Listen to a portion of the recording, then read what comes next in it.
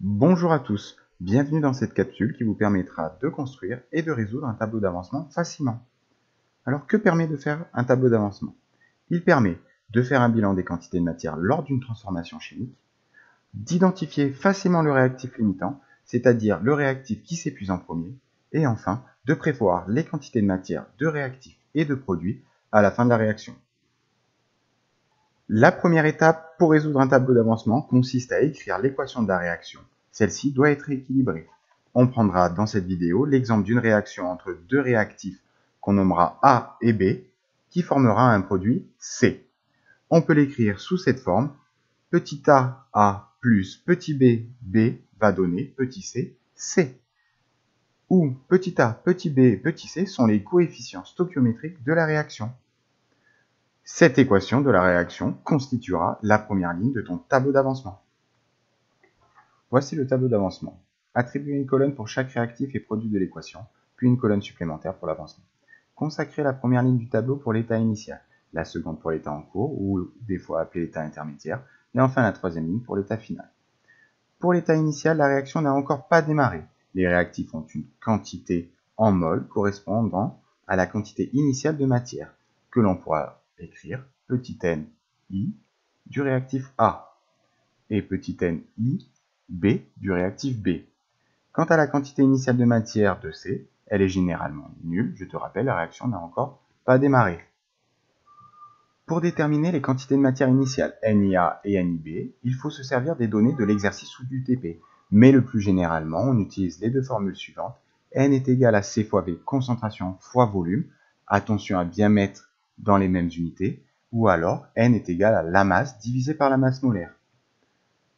Attention, la quantité de matière initiale n'a aucun rapport avec le nombre stoichiométrique. C'est une erreur que je retrouve souvent où les élèves multiplient la quantité de matière initiale avec le nombre stoichiométrique petit a ou petit b. La ligne suivante correspond à un état quelconque, un état intermédiaire entre l'état initial et l'état final. La quantité de matière du réactif A correspond à la quantité initiale de ce réactif moins petit a fois X, où A est le coefficient stoichiométrique du réactif A. De même, pour le réactif B, cela va être la quantité initiale de ce réactif moins petit b fois X. Enfin, pour les produits, cette quantité augmente et aura pour équation petit c fois X. Le X correspond à un avancement quelconque. Il servira pour trouver l'état final. Pour la dernière ligne, il faut déterminer l'avancement maximal, noté X max. Pour cela, il faut trouver quel réactif va s'épuiser en premier, c'est-à-dire disparaître totalement en premier. Dans notre cas, nous avons deux possibilités.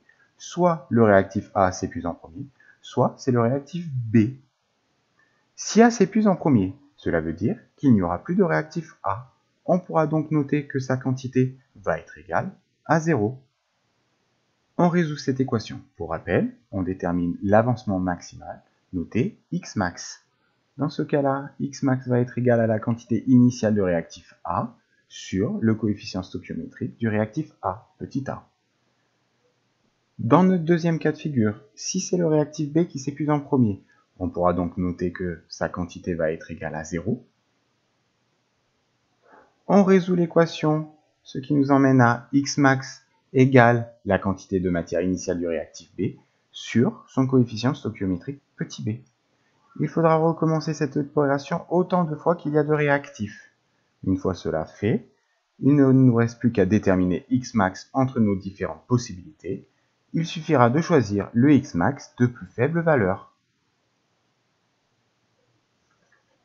Je vous conseille de réécrire la valeur de X max la plus petite dans la cellule état final.